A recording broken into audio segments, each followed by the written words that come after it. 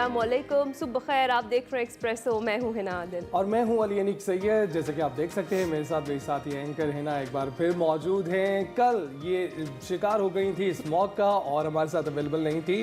Welcome back Hina. Thank you. और अमूमन देखते हैं कि हमारे साथ जो भी लोग स्मॉग का शिकार होते हैं 2-3 दिन लगते हैं, पर सलूट है आपको कि आप एक ही दिन में वापस आ गई, रिकवर किया आपने।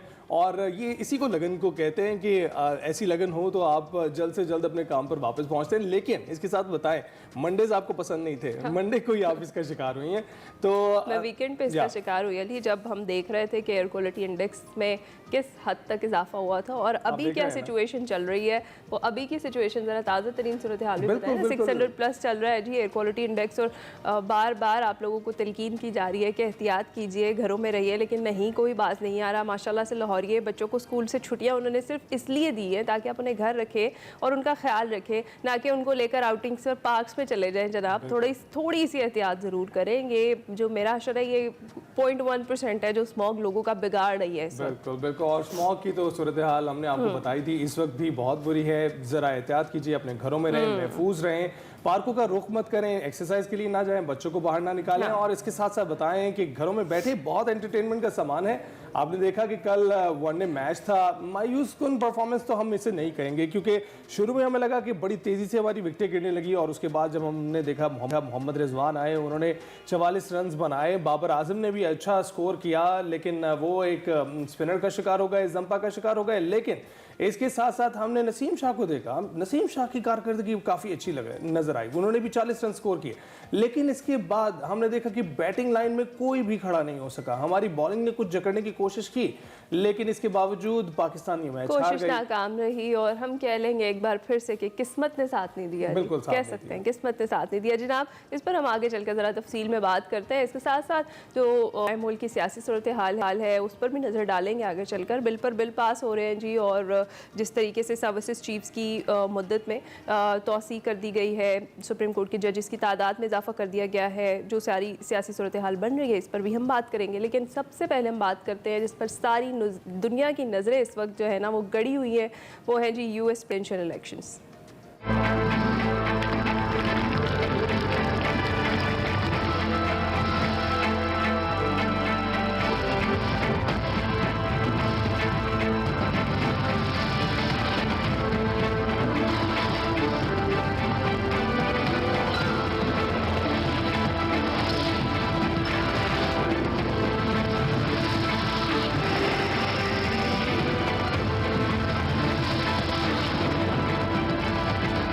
टिकट टू व्हाइट हाउस, कौन बनेगा अमेरिका का नया सदर, व्हाइट हाउस का नया मकीन? क्या तारीख अपने आप को दोहराएगी या नई तारीख रकम होगी?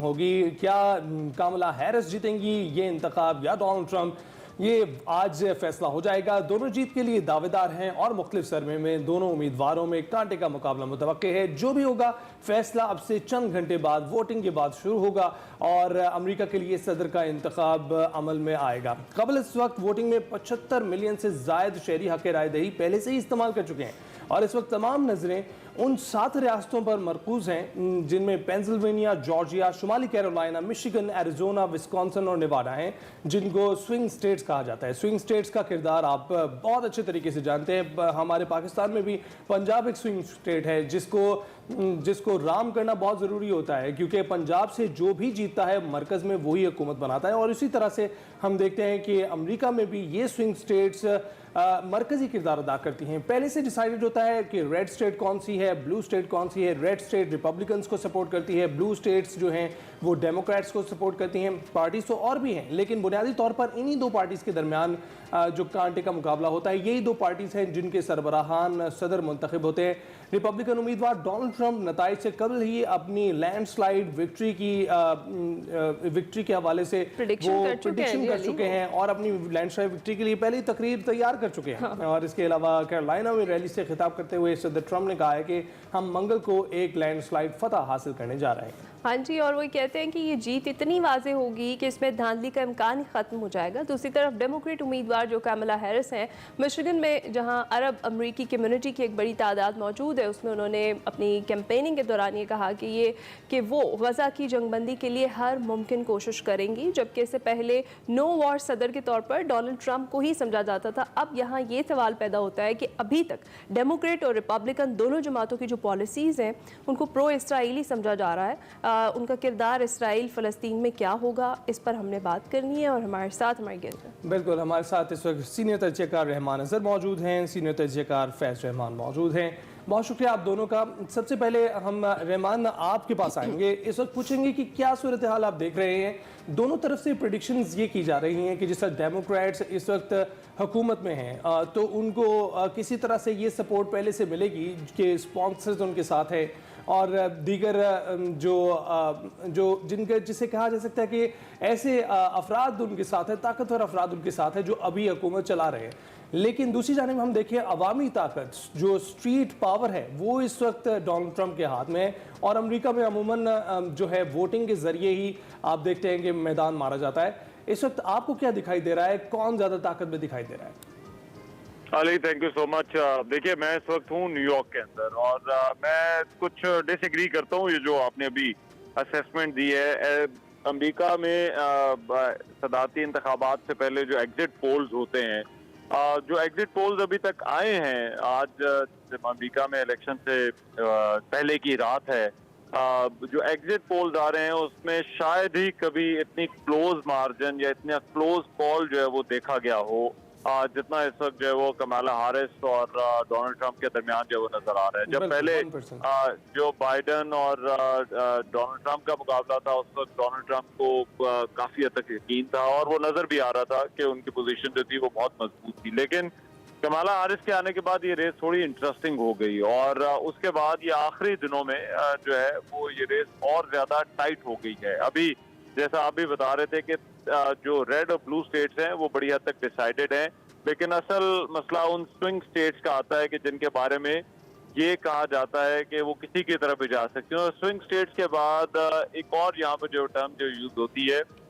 वो लाइकली रेड या लाइकली ब्लू की जो है वो टर्म जो है वो एक इस्तेमाल होती है और वो उन स्टेट्स के बारे में गालिब इम्कान ये होता है कि ये इन्होंने जो है वो एक पार्टी की तरफ लीड करना है, लेकिन आखिरी टाइम पर जो है वो कुछ भी हो सकता है। तो यहाँ पर जो अमेरिकी इंतखाबात हैं वो इस लिहाज से बड़े इंटरेस्टिंग हैं कि पब्लिक बहुत ज्यादा डिवाइडेड नजर आ रही है और पब्लिक डिवाइडेड ऐसी है कि दोनों तरफ जो है वो तकरीबन जो है वो इस वक्त जो है वो पलड़ा जो है वो बराबर है।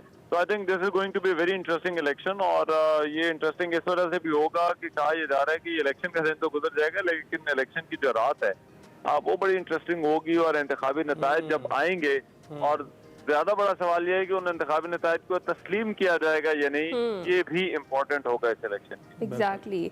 अच्छा फैज़ रहमान साहब, जिस तरह से अभी रहमान बात कर रहे थे एग्जिट पोल्स की, क्योंकि सर्वेज तो बहुत सारे हुए और सर्वेज जो हैं वो दोनों उम्मीदवारों की जीत का इम्कान जाहिर कर रहे हैं। एग्जिट पोल्स की बिना पर भी कुछ प्रिडिक्ट किया जा सकता है, क्योंकि बड़े अनप्रिडिक्टेबल होते हैं अमरीकी सदारती इंतखाबात। क्या एग्जिट पोल्स पर रिलाई किया जा सकता है?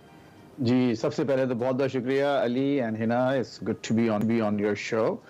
और मैं ये चाहता हूँ कि आप जो स्मॉग से रिकवर हुई हैं और लोगों को वहाँ छुट्टी जो मिली है वो न सिर्फ ये घर बैठें बल्कि घर बैठ के आप दोनों का शो बगौर देखें और समझने की कोशिश करें। आई थिंक वो ज़्यादा एक अच्छा उनके लिए एक अच्छा it will be a good use of their time. कहीं बाहर नहीं निकलें, कोई क्रिकेट मैच वॉच नहीं करें, सिर्फ अली और हिना को इस मॉर्निंग शो पर वॉच किया जाए। तो strong endorsement right there for it's just a plug. अच्छा देखिए, जो आपका जो सवाल है एग्जिट पोल्स के बारे में, रहमान ने एक बात की, मेरे पड़ोस में ही बैठे हैं, मैं वाशिंगटन डीसी में हूँ, ये न्यूयॉर्क में है। तो इसमें असल में जो एग्जिट पोल्स हैं वो इलेक्शंस जब लोग वोट्स देते हैं और जब वोट दे के बाहर निकलते हैं तो उनसे पूछा जाता है कि आपने क्या दिया, किसको दिया। तो वो जो एक्चुअल एग्जिट पोल्स तो कल आना शुरू होंगे जब काफ़ी वोट्स जो है कास्ट हो चुके होंगे। लेकिन मेरा ख्याल है रहमान का इशारा इस तरफ है कि जो अभी तकरीबन 7.5 करोड़ से ज़्यादा वोट्स जो जो अर्ली वोटिंग में कास्ट हो चुके हैं, या जिसमें मेल इन बैलेट्स हैं, या जिसमें लोग अर्ली किसी एक मुनासिब वक्त पर अपने करीब किसी स्कूल में, किसी लाइब्रेरी में जाके वोट कास्ट कर सकते हैं। मिसाल के तौर पे अब जैसे मेरे अपने जो वालिदैन हैं, अम्मी अब्बा, तो उन्होंने अपने जो वोट्स हैं दोनों ने बैलेट पेपर्स घर में मंगवा लिए थे और घर में आराम से उन्होंने उसको फिल आउट करके मेल करके वापस भेज दिया। तो ऐसे लाखों लोग हैं जिन्होंने घर बैठे बैठे भी वोट्स दिए हैं। तो उसमें मेरा ख्याल है कि इस बात का जो इम्कान जाहिर किया जा रहा है, जो आज की जो मैंने खबर पढ़ी है उसमें यह है कि उससे थोड़ा सा जो हैरिस कैंपेन है वो थोड़ी सी कंसर्न्ड है, यानी उसको थोड़ी सी तशवीश है, क्योंकि जो अर्ली वोटिंग में जो इस वक्त बात सामने आ रही है उसमें स्लाइट एज है ट्रम्प को। अब जो एक्चुअल वोटिंग जो कल, यानी आपके आज और हमारे कल सुबह इस वक्त यहाँ यानी यहाँ वो है चांद रात है, सो टू स्पीक। किसी के लिए चांद रात होगी, किसी के लिए शाम गरीबा होगी, लेकिन ये बहरहाल ये तो इस वक्त देखना ये है कि कल वाकई जो it's down to 2 states actually, 7 states तो हैं, लेकिन 7 स्टेट्स में भी जो मुकाबला है अब वो मिशिगन और पेंसिल्वेनिया का है, और दोनों के लिए ये 2 स्टेट्स जो हैं वो डू और डाई वाली सिचुएशन में है। और पेंसिल्वेनिया खुसूसी तौर पर जिसके 19 इलेक्ट्रोल वोट्स हैं। अब देखिए मैं आपके नाज़रीन को थोड़ा सा एक सेंस दे दूं मैथ का, कि टोटल जो इलेक्ट्रोल वोट्स हैं यानी जो 538, और वो डिपेंड करते हैं हर स्टेट की अपनी आबादी पर। सबसे ज्यादा वोट्स हैं इलेक्ट्रोल वोट्स वो हैं कैलिफोर्निया के, क्योंकि वो सबसे बड़ी रियासत है आबादी के लिहाज से। फिर टेक्सास है, न्यूयॉर्क है, तो वो तमाम बड़ी बड़ी स्टेट्स हैं ऑलरेडी वो कमिटेड हैं किसी एक उम्मीदवार के लिए, रेड और ब्लू में, जैसा कि अभी रहमान ने भी फरमाया। तो इन दोनों में जो इस वक्त जो वोट्स कमिटेड वोट्स हैं ऑलमोस्ट वो हैं 226 जो कि कमला के पास हैं, कमला हारिस के पास, और 219 हैं डोनाल्ड ट्रंप के पास। और जो फर्क होता है वो तकरीबन 93 वोट्स अभी बाकी बचते हैं। तो उन 93 वोट्स में से जो भी अक्सर उसकी अक्सरियत ले जाएगा वो 270 वोट चाहिए होते हैं अक्सरियत। जी हाँ, 270। जी हाँ। तो अब जो पेंसिल्वेनिया इसलिए बहुत इंपॉर्टेंट है कि उसके इन 7 स्टेट्स में से सबसे ज्यादा वोट्स अब जो बचे कुछ वोट्स हैं उसके पास हैं 19। तो वो अगर 19 वोट्स कमला हारिस या ये जीतते हैं तो फिर बहुत ही एक डिसाइसिव पोजीशन में आ जाएंगे। लेकिन अभी भी दोनों तरफ से ये कहना मुश्किल है कि कौन जीत रहा है। और जैसे कि अभी आपने फरमाया अली अपने इंट्रो में कि कल यानी आपका कल हमारा, सॉरी आपका आज हमारा कल फैसला आ जाएगा कि कौन, तो ये भी इट्स वेरी लाइकली कि ये कल फैसला ना हो, क्योंकि हमारे जो ड्रम साहब हैं वो तो बकौल शायर के बैठे हैं तहैये तूफान किए हुए।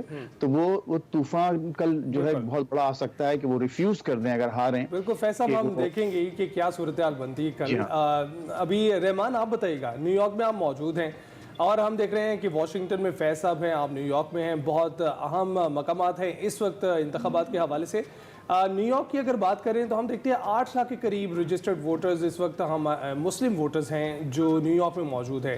क्या माहौल देख रहे हैं आप, क्या सेंटिमेंट मौजूद है ग्राउंड पर जहां आप पहले से मौजूद है? अच्छा देखिए, ये जो न्यूयॉर्क जैसी स्टेट्स हैं जिनको ट्रेडिशनली ब्लू स्टेट्स कहा जाता है, जो डेमोक्रेट्स के साथ जाती रही हैं, ये अमेरिका में आप यूँ समझिए कि ये बड़े शहर हैं जो कैलिफोर्निया या न्यूयॉर्क और ये वो रियासतें होती हैं जहाँ पर जो है वो अर्बन सेंटर्स हैं और यहाँ पर इमिग्रेंट्स की भी बहुत बड़ी तादाद होती है। तो ये ट्रेडिशनली जो है वो ये डेमोक्रेट्स के साथ जो है वो जाती हैं और न्यूयॉर्क भी उन्हीं रियासतों में से जो है वो एक है। तो यहाँ पर को बहुत ज्यादा आपको कोई अपसेट का जो चांस है वो उस तरह से नजर नहीं आता, क्योंकि अमरीकी इंतखाबात में एक चीज समझने की जरूरत है कि अगर एक रियासत में कोई जो पार्टी है वो एक वोट से भी जीत जाती है तो उस रियासत के जितने डेलीगेट्स होंगे वो सारे के सारे उस प्रेसिडेंशियल कैंडिडेट को जो है वो मिल जाएंगे। तो चाहे वो 10,000 हो, चाहे वो 15,000 की लीड हो, चाहे वो 5 लाख की लीड हो, चाहे वो 1 मिलियन की लीड हो, तो वो सारे के सारे डेलीगेट्स हैं वो उस पार्टी और उम्मीदवार के साथ चले जाते हैं। तो न्यूयॉर्क से ट्रेडिशनली इसको ब्लू स्टेट कहा जाता है। तो यहाँ पर को बहुत ज्यादा आपको एक्साइटमेंट जो है वो नजर नहीं आएगी, और इसीलिए ये जो कैंपेन के जो आखिरी दिन लेकिन थे, रहमान, ये कहा जा रहा था कि मुस्लिम वोटर्स थोड़े से मुतनफ़र हो चुके हैं और उनके मुतनफ़र होने की बहुत बड़ी वजह इस वक्त बशर वस्ता की जंग है।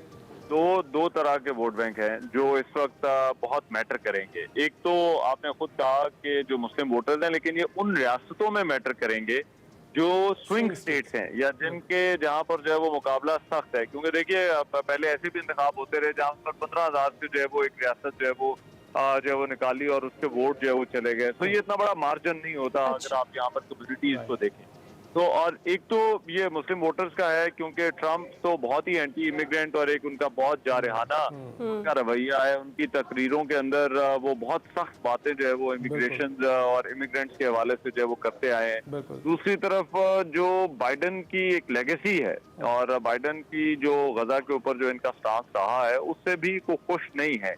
तो ये देखना होगा कि अब वो कल किस तरह से बाहर निकलते हैं और किसको जो है वो वोट देते हैं। अच्छा, दूसरी बड़ी जो कम्युनिटी है वो हिस्पैनिक कम्युनिटी। अब हिस्पैनिक कम्युनिटी जो है वो अगर तो वो कल बाहर निकलती है क्योंकि ट्रम्प का जरा ज्यादा जोर जो है वो जब वो इमिग्रेंट्स की भी बात करते हैं तो वो ज्यादा हिस्पैनिक कम्युनिटी को जो है वो उनकी तरफ जो है वो उनका इशारा होता है। तो अगर तो वो कल निकलते हैं और इन रियासतों में जहां पर एक क्लोज कॉन्टेस्ट हो सकता है वहां पर जो एक कम्युनिटी जो है वहां पर जो है वो ये पांसा पलट देती है तो आई थिंक वो एक सरप्राइज हो सकता है रिपब्लिकन उम्मीदवार डोनाल्ड ट्रंप के लिए। तो ये जो आप स्विंग वोट की बात करते हैं या कम्युनिटी के वोट की बात करते हैं तो ये भी उन रियासतों में ज्यादा अहम होता है। न्यूयॉर्क जैसी रियासतों में जहाँ पर अपसेट का बहुत कम चांस है वहाँ पर इतना ज्यादा कहा नहीं जा सकता। अच्छा रहमान, आपने मुस्लिम जी जी जी मैं कह रहा था कि एक फिक्रा बस इसमें ऐड कर दूं, जैसे हमारी पाकिस्तानी कम्युनिटी है वो इतनी ज्यादा कोई रेलिवेंट नहीं है। वो अपने अपने तौर पर जो है वो उम्मीदवारों को वोट कर रहे हैं। कुछ लोगों से जब बात हुई तो उन्होंने कहा कि हम तो रिपब्लिकन को वोट करेंगे, कुछ ने कहा डेमोक्रेट्स को वोट करेंगे, कुछ ने कहा हम किसी को भी वोट नहीं देंगे। फिर यहाँ पर थर्ड ऑप्शन भी एक है। कुछ लोग जो है वो कहते हैं कि वोट जाया करने से बेहतर है वो थर्ड ऑप्शन के ऊपर जो है वो चले जाना चाहिए। तो उनकी भी कोई वो as a community as a whole as one entity जो है वो वोट नहीं कर रहे। तो ये इसलिए जो है वो उनकी थोड़ी सी रेलिवेंसी और वो क्योंकि वो न्यूयॉर्क जैसी जगहों पर मौजूद हैं यहाँ पर वो मैटर नहीं करते। लेकिन कुछ जहाँ पर रियासतें हैं जहाँ पर जो है वो तादाद जो है वो जरा जहाँ पर मुकाबला क्लोज हो सकता है वहाँ पर हर तरह का वोट जो है वो फिर बहुत ज्यादा इम्पोर्टेंट हो जाए। बिल्कुल ठीक है। अच्छा फैज़ रहमान साहब, जिस तरह से अभी रहमान बात कर रहे थे मुस्लिम कम्युनिटी के वोट की, ख़ास तौर पर हम बात कर रहे थे कि जिस तरह से मिशिगन में अरब कम्युनिटी है जहाँ पर ज़्यादा, वहाँ पर जो कमला की कैंपेनिंग के दौरान उन्होंने कमिट किया कि जी वो दावा ये करती हुई दिखाई दी कि जो गजा जंग बंदी है उसके लिए वो इकदाम करेंगी। और एक तो इसका एज कितना मिल सकता है और दूसरा ये कि फ़ीमेल वोटर्स का एज कितना कमला को मिलेगा, क्योंकि पहले जो तासुर था गोरे का वो तो खत्म हो गया बराक ओबामा के बाद, तो फिर अब एक खातून उम्मीदवार की जो जीत है उसका इम्कान भी क्या बढ़ जाएगा? देखिए, हाँ, बहुत अच्छा सवाल है आपका, बड़ा अच्छा आता कि आपने। देखिए, जहाँ तक मुस्लिम वोटर्स की बात है तो इस वक्त ज़रूर वो थोड़ा सा उनकी एक रीच आउट कर रही हैं खुसूसन मिशिगन में, और फिर वही वादे कि हम गजा में जंगबंदी करेंगे। असल सवाल जो लोगों के जहन में ये है कि अब तक आप क्या कर रही थी और कर रही हैं। आपके जो सदर हैं बाइडन, जो बाइडन, डेमोक्रेटिक एडमिनिस्ट्रेशन है और जो कुछ भी हो रहा है वो सब कुछ उनकी वॉच पर हो रहा है। तो आखिर आप वो काम आपने पहले क्यों नहीं किया जो आप अभी कह रही हैं? अच्छा, दूसरी जो उन्होंने हिमाकतें की हैं डेमोक्रेटिक पार्टी ने, वो ये कि मुसलमानों को और अरबों को उन्होंने बहुत दूर रखा है जो अपनी मेन स्ट्रीम पॉलिटिक्स से। जो कन्वेंशन हुआ था डेमोक्रेटिक पार्टी का, उसमें बाय डिज़ाइन बाकायदा एक मंसूबे के तहत अरबों को और मुसलमानों को स्टेज पर आने नहीं दिया गया बिल्कुल। हालांकि इससे पहले बाकायदा एक मुस्लिम कम्युनिटी के लोग भी आते थे, तिलावत कलाम पाक भी होती थी, लेकिन इस दफ़ा उन्होंने बिल्कुल उसको अलग रखा। अच्छा, फिर उसके बाद आप ये देखिए कि जब अभी मिशिगन में ही इनका एक जलसा हुआ था तो वहाँ पर एक अरब मुस्लिम कैंडिडेट हैं कांग्रेस के लिए जो उनको बुलाया गया था स्टेज पे, लेकिन उनके आने से पहले ही जो है हैरिस कैंपेन की तरफ से उनको वहाँ से निकाल दिया गया। तो ये सब वो वाक़यात हैं जो लोगों के जहन में एक बड़ा एक तरह से ये समझिए कि बड़ी एंग्जाइटी और बहुत ही एक उनको तशवीश है कि आखिर ये क्यों किया जा रहा है डेमोक्रेटिक पार्टी में, जो कि ट्रेडिशनली एक बिग ट्रेंड कहा जाता है जिसको, जिसमें बहरहाल इसमें कोई शक नहीं कि अगर पाकिस्तानियों को और मुसलमानों को अगर किसी मेन स्ट्रीम पॉलिटिकल पार्टी में जगह मिली है और एडमिनिस्ट्रेशन में इंपॉर्टेंट अपॉइंटमेंट्स हुए हैं तो वो डेमोक्रेटिक पार्टी ही है। रिपब्लिकन पार्टी ने तो इनको दूर दूर तक बिल्कुल नहीं पूछा। यानी ट्रम्प जब आए थे तो एक सिंगल पाकिस्तानी या एक सिंगल अरब या सिंगल मुसलमान उनके एडमिनिस्ट्रेशन में किसी भी लेवल पे नहीं था, लेकिन बाइडेन एडमिनिस्ट्रेशन ने बड़े हाई लेवल पर पाकिस्तानियों को, बड़े हाई लेवल पर, जिसमें इस वक्त व्हाइट हाउस में कम से कम 3-4 पाकिस्तानी, एक तो जो है वो अपनी एक यंग है young man Ali Zaidi, he is heading the committee on climate, और इसके अलावा और बहुत से अहम ओहदे हैं जिसमें पाकिस्तानी भी हैं और मुसलमान भी हैं। तो ओवरऑल तो हमारी जगह डेमोक्रेटिक पार्टी में बनती है, लेकिन इस वक्त सूरत हाल यही है कि लोगों को समझ में नहीं आ रहा वो किस तरफ जा रहे हैं। अब कुछ हमारे दोस्तों ने, हमारी बहनों ने ये फैसला किया है कि चूंकि चलो भी वैसे बात समझ में नहीं आ रही तो कम से कम पाकिस्तान में कुछ चेंज लाने के लिए कोई किसी ऐसे कैंडिडेट को देखा जाए जो पाकिस्तान के जो हालात हैं उसमें हमारी मदद कर सकते हैं। तो इसमें जो तहरीक इंसाफ के जो हमारे अहबाब हैं, तो उन्होंने कोशिश ये की है कि डोनाल्ड ट्रंप के लिए बाकायदा कैंपेन चलाई जाए, ताकि उनको डोनाल्ड ट्रंप अगर आते हैं तो उनका एक परसेप्शन है या उनका एक अजम्पशन है, मफरूजा है, हाइपोथेसिस है कि शायद ट्रंप उनके लिए बेहतर साबित होंगे, जो कि मेरी दानिश में एक मुश्किल काम लग रहा है कि अगर ट्रंप जीतते भी हैं तो फौरी तौर पर वो पाकिस्तान तो भी उनकी प्रायोरिटी लिस्ट में नहीं होगा कि वो पाकिस्तान की नजर रखें। सूरत हाल ऐसी है, कहीं क्राइमिया, यूक्रेन और दीगर इलाके हैं उनके, और फिर दूसरी जानिब मशरिक़ वस्ता है। इस वक्त पाकिस्तान की जो सिचुएशन है तवज्जो देने के लिए उनके पास शायद वक्त कम दिखाई दे रहा है, चाहे डोनाल्ड ट्रंप आते हैं, कामला आती हैं। लेकिन आप बताइएगा रहमान, हम देखते हैं 6 जनवरी 2022, ज़्यादा दूर बात नहीं है माजी की, यहाँ पर जब ट्रंप के साथ या हामियों ने, जो ट्रंप के हामियों ने कैपिटल हिल पर धावा बोल दिया था, उस धावे की सूरत हाल देखते हुए अब गैर मामूली नौयत के सिक्योरिटी मेजर्स लिए गए हैं इस इलेक्शन में, और हम देखते हैं कि रियासतों में बहुत सख्त सिक्योरिटी है, ख़ास तौर पे वाशिंगटन जैसी रियासतों में, और कहा जा रहा है कि पोलिंग ख़त्म होने के बाद भी वहाँ पर खदशा जाहिर किया जा रहा है कि कोई ऐसी नाखुशगवार एक्टिविटी हो सकती है जिसे काबू पाने के लिए सिक्योरिटी तैनात की गई है। आप क्या देख रहे हैं दीगर रियासतों में, न्यूयॉर्क में और दीगर रियासतों में इस वक्त क्या सूरत हाल है सिक्योरिटी की?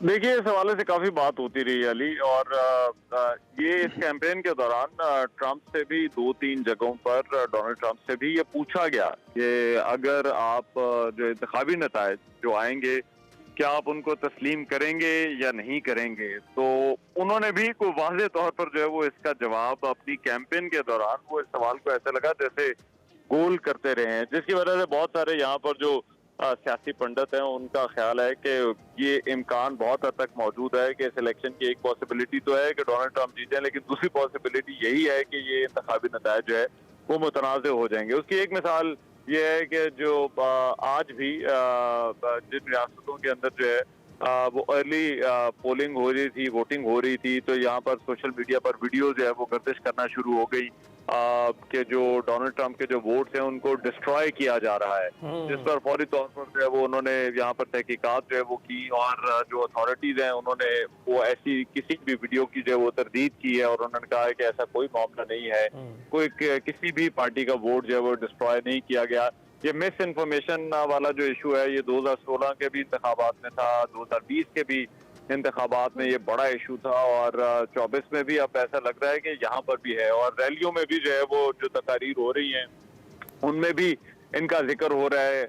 तो ये जो इल्जामात है ना धांधली के, ये बिल्कुल पाकिस्तानी इलेक्शन की तरह जो है वो ये पहले से लगना शुरू हो गए हैं। और अब वो पोलिंग डे तो जो है वो डेजिग्नेटेड पोलिंग डे तो कल है, लेकिन अर्ली वोटिंग जिस तरह से अभी फैज भाई भी बात कर रहे थे, वो बहुत सारी रियासतों में बहुत बड़ी तादाद में यहाँ पर एक बड़ा ट्रेंड है अर्ली वोटिंग का, लोग जो है वो अर्ली वोट करते हैं, और कुछ जगहों पर जो है वो सेम डे रजिस्ट्रेशन भी होती है वोटर्स की, और उस वक्त वो वोट भी कर सकते हैं। तो कुछ रियासतों के अंदर जिस तरह से नेवाडा और कुछ जगहों पर जो है वो अब ये भी जो कहा जा रहा है कि अर्ली वोटिंग के जो ट्रेंड्स हैं वो काफी बड़े स्ट्रॉन्ग जो है वो दिखाई दिए हैं। तो ये बहुत हद तक जो है वो इसका इम्कान मौजूद है कि इलेक्शन की रात जो है वो बड़ी इंटरेस्टिंग हो सकती है। मैंने पहले भी इस तरह से कहा क्योंकि जो पोल्स हैं वो बहुत क्लोज हैं और अब ये कोई थोड़ी सी चीज ऊपर नीचे इस इलेक्शन के अगर अंदर होगी तो ये जो है वो क्या उसे कहते हैं कि माहौल जो है वो पहले से ऐसा बना हुआ है कि इसमें इंतखाबी नताइज पर एक बहुत बड़ा जो है वो सवालिया निशान सही है। फैज़ मान साहब, मैं इन दी एंड क्विकली आपसे भी यही जानना चाहूंगी कि आप भी देख रहे हैं अगर डोनाल्ड ट्रंप को कामयाबी नहीं मिलती तो 6 जनवरी 2022 वाला जो माहौल है वो दोबारा बनता हुआ देख रहे हैं आप? जी देखिए, जैसे कि इन्होंने कहा हमारे दोस्त रहमान ने कि कोई कमिटमेंट नहीं किया है अभी डोनाल्ड ट्रंप ने, और आज तक जो 2020 का जो नतीजा था आज तक उन्होंने भी उसको बाकायदा तस्लीम नहीं किया। तो इस बात का ज़ाहिर है बहुत ज़्यादा इम्कान है कि अगर वो हारते हैं और हार सकते हैं तो वो नताइज को तस्लीम नहीं करेंगे और कल रात आपको एक फैसला कुन हकीकत सामने नहीं आएगी। अच्छा, लेकिन इसमें देखिए 2020 के बाद दो बातें बहुत अहम हुई हैं। एक तो ये हुआ है कि यहाँ अमेरिका में जो जस्टिस सिस्टम है, जो 2021 में जनवरी 6 को जो वाक़यात हुए थे, जो कैपिटल हिल पे यहाँ से कुछ ही दूर जहाँ पर धावा बोला गया था, उनमें जितने भी मेन जो कैरेक्टर्स थे उन सबको लंबी लंबी सजाएं दी जा चुकी हैं। कुछ तो 25-25 साल के लिए अंदर हो गए। तो एक बहुत बड़ा डेटरेंट क्रिएट किया गया है कि अगर आइंदा किसी ने ऐसी हरकत की या सोचा भी तो उसकी जिंदगी जो है वो तबाह कर दी जाएगी। और ये एक बहुत बड़ा यहाँ पर एक एस्टैब्लिश्ड फैक्ट है कि जस्टिस सिस्टम जो है बहुत ही क्विक और बहुत ही स्विफ्ट उसके नताइज निकले हैं उन लोगों के लिए। तो ये एक चीज मालूम है लोगों को। अच्छा, दूसरी बात ये, जैसे कि अभी आपने खुद फरमाया है कि इन्होंने पेशबंदी के तौर पर बहुत सिक्योरिटी के बहुत अच्छे इंतजाम किए हैं, न सिर्फ ग्राउंड लेवल पर बल्कि जो पूरी तरह से उसका जो एक जो सिलसिला है वो एक एवरीथिंग इज इन प्लेस। तो मैं नहीं समझता है कि वो सिचुएशन दोबारा आएगी उस तरह का जनवरी 6 का जो मामला है। लेकिन बहरहाल एक आपको डिसकंटेंटमेंट जरूर नजर आएगा जो कि एक सिविलाइज्ड शायद वे में शायद वो आप सामने आए इस दफा। फैज़ साहब बहुत शुक्रिया, रहमान साहब आपका भी बहुत शुक्रिया। आप दोनों ने इस वक्त एक खाका खींचा है, लेकिन अब तक तस्वीर वाज़े नहीं है कि क्या होने वाला है। पोल्स बहुत करीब हैं और उसकी वजह से ना ये कुछ डिटरमिन किया जा सकता है पहले से ही, ना ही कोई पेशगोई की जा सकती है कि कामला जीतेंगी ये इंतखाब या डोनाल्ड ट्रंप जीतेंगी। ये कल हम आएंगे और इसके मुतालिक आपको मज़ीद वाज़े सूरत हाल से आगाह कर सकेंगे। अभी लेंगे एक break. Welcome back to Expresso. आगाज़ में आपसे वादा किया था कि क्रिकेट पर ज़रा डिटेल में भी गुफ्तगू करेंगे, जानेंगे कहाँ कमी रह गई जिसकी वजह से कह लें कि फ़तह का जो तरने वाला था वो हमारी हलक से नीचे नहीं उतर सका और जनाब हमारी जो कौमी टीम है जीत के करीब पहुंचकर हिम्मत हार गई। ऑस्ट्रेलिया ने पहले वनडे मैच में सनसनीखेज़ मुकाबले के बाद पाकिस्तान को 2 विकेटों से शिकस्त दे दी। दोनों टीमों के दरमियान मैच मेलबर्न क्रिकेट ग्राउंड में खेला गया, जहाँ ऑस्ट्रेलियाई कप्तान पैट कमिंस ने टॉस जीतकर पाकिस्तान को पहले बैटिंग करने की दावत दे दी। पाकिस्तानी टीम पहले बैटिंग करते हुए 46.4 ओवर्स में 203 रन ही बना सकी और शाहीनों की जानिब से एक बार फिर बैटिंग में हमें फ्लॉप शो देखने को नजर आया। और इसी हवाले से फिर जब हमारे कप्तान मोहम्मद रिजवान ने बातचीत की तो उनका ये कहना था कि मुकाबला अच्छा किया था हमने, लेकिन अल्लाह ताला के हाथ में थी फ़तह और हम फ़तह याब ना हो सके। लेकिन अभी तक 1-0 की बढ़तरी हासिल हुई है हमारे सामने और टीम को, तो हम कोशिश करेंगे कि अगली जो मैच में हम कम बैक करें। अभी इस वक्त इस सारी सूरत हाल पर बात करने के लिए हमारे साथ मौजूद हैं क्रिकेट के तज्ज़ियाकार, स्पोर्ट्स तज्ज़ियाकार सलीम खालिक साहब। सलीम साहब बहुत शुक्रिया हमें ज्वाइन करने के लिए। कैसे हैं आप? ठीक है, मेरा ख्याल है कि आपको भी अफसोस तो हुआ होगा कि एक मत लग रहा था पाकिस्तान जीत जाएगा लेकिन फिर ना जीत सका। तो क्या आप एक्सपेक्ट कर रहे थे? सलीम साहब हमारी शक्लों से अंदाजा लगा ले कि हम कितने एक्साइटेड होते हैं क्रिकेट को लेकर और फिर जब इस तरीके से इतना करीब जाकर हारेंगे तो फिर आप सोच सकते हैं कितना अफसोस हुआ होगा। अच्छा ये बताइए आप सलीम साहब क्या आप एक्सपेक्ट कर रहे थे ऐसा मुकाबला करना? क्योंकि मैं तो बिल्कुल भी एक्सपेक्ट नहीं कर रहा था। कहा यह जा रहा था कि ऑस्ट्रेलिया की जो टीम है बहुत हावी होगी, लेकिन हमने देखा रेजिस्टेंस मौजूद थी इस बार।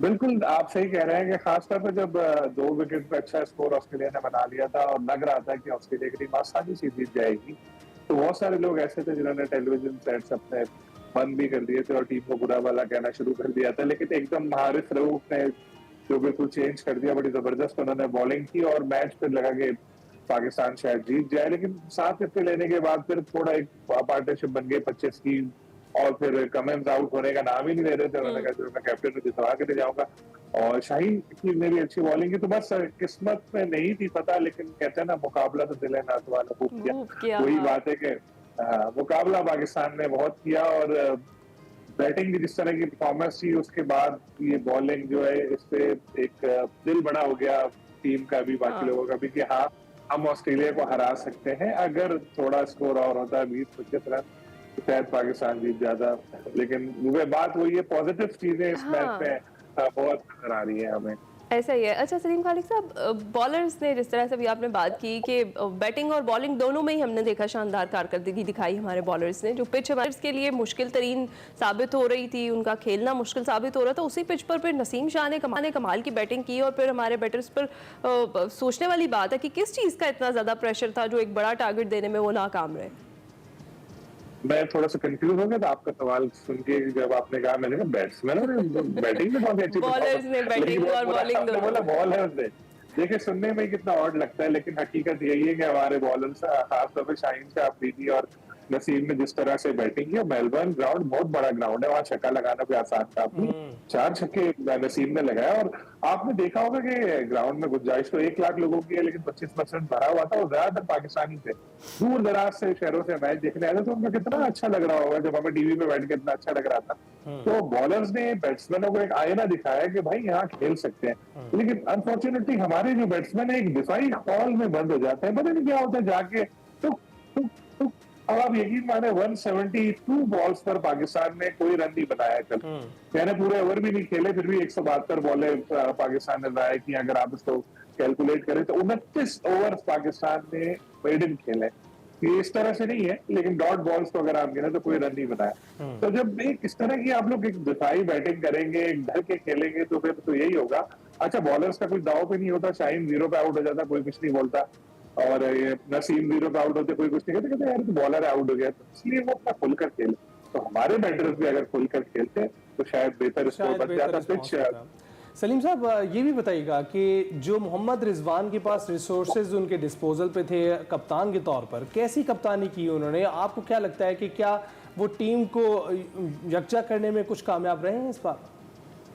तगड़ा रिजवान बड़ा तगड़ा कप्तान है, बहुत अच्छे कप्तान है, फाइटर है, खुद भी अच्छा परफॉर्म करने की कोशिश करते हैं और अपनी टीम को भी मोटिवेट करते हैं। बस एक चीज नजर आई थी, क्योंकि शायद कैप्टन है, इस वजह से कि वो भी डॉट बॉल ज्यादा उन्होंने खेली, ये एक मसला नजर आता है। लेकिन प्लेयर उनकी इज्जत करते हैं, नजर आई कल पाकिस्तान टीम। देखिए लग नहीं रहा था कि इतनी फाइट होगी, लेकिन एक नजर आई, इसका क्रेडिट हमें रिजवान को देना चाहिए। साथ में पहले अगर हम मसाइल की बात करें तो ओपनिंग से हमारे मसाइल शुरू होते हैं। साइम और अब्दुल्ला टेस्ट से फ्लॉप चले आ रहे थे, और अब उन्होंने 7.61 की एवरेज से 99 रन बनाए, और ये हिस्ट्री की नाकाम तरीन ओपनिंग जोड़ी बन गई एक लिहाज से।